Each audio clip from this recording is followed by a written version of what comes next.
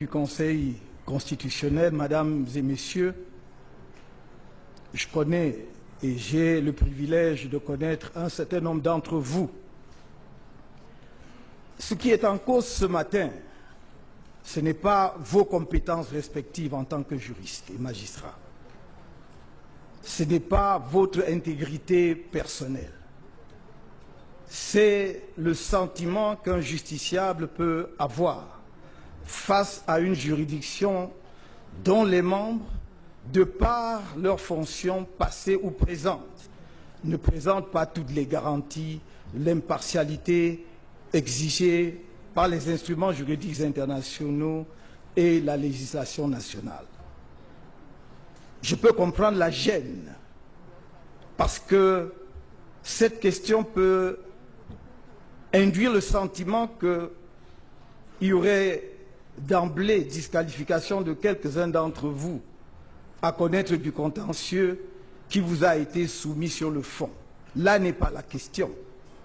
La question, c'est de savoir si, à la fin de ce contentieux électoral, les justiciables que nous sommes, à commencer par moi-même, mais également l'opinion nationale et éventuellement internationale, aura le sentiment que de hauts magistrats, d'honorables conseils à la Cour suprême, qui, pour diverses raisons, comme on l'a dit tout à l'heure, se sont retrouvés membres d'un parti politique dont un des candidats à l'élection est une émanation, peuvent, dans des conditions de sérénité, dans des conditions d'impartialité, rendre une décision qui ne souffre pas de suspicion légitime. Et à cette question, il n'y a que vous pour y répondre. Mes avocats ont suffisamment exposé les raisons pour lesquelles il y a une base juridique suffisante à ma saisine.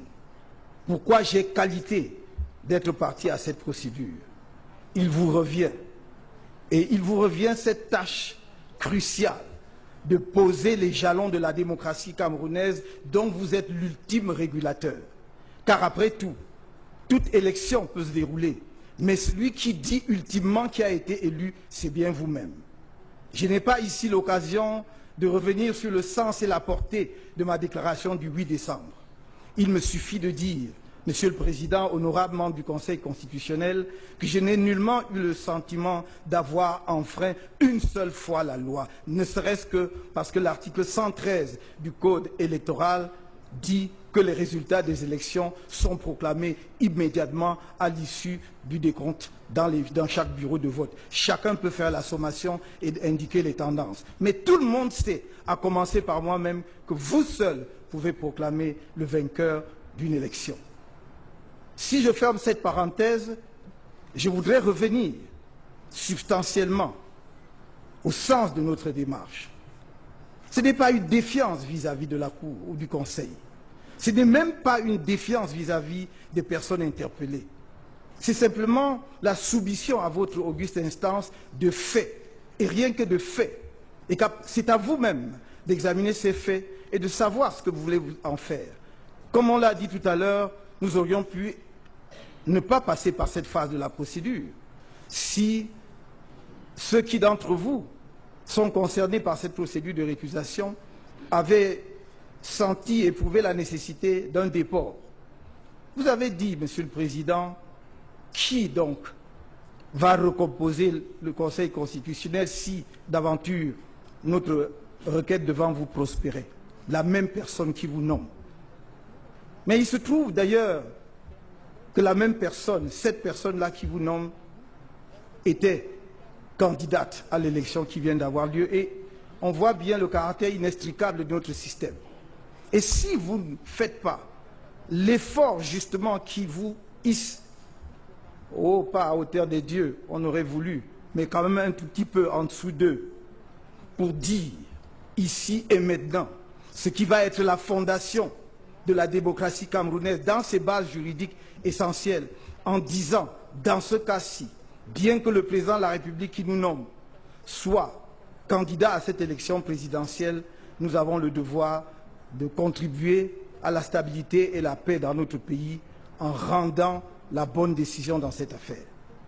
Ce n'est pas simplement une question de compétence. La base est là. Quand on dit que vous avez la compétence de la compétence, vous avez la compétence de votre propre compétence. Non seulement pour connaître de l'affaire, mais également pour vous prononcer sur toutes les questions qui sont soumises devant vous. Parce que vous êtes la seule juridiction camerounaise qui statue une fois pour toutes. Vos décisions sont sans recours. La Cour suprême est une instance ultime. Après une longue procédure qui part des tribunaux d'instance en passant par la Cour d'appel, vous jugez une fois pour toutes. C'est donc à vous, et c'est à votre conscience que je m'en remets, c'est à votre conscience que je fais rappel, pour que vous donniez aussi un message puissant aux populations camerounaises qui nous regardent et qui espèrent que ce que nous, hommes politiques, nous n'arrivons pas à faire sur le terrain de la politique, vous allez y mettre bon ordre en disant le droit. Merci.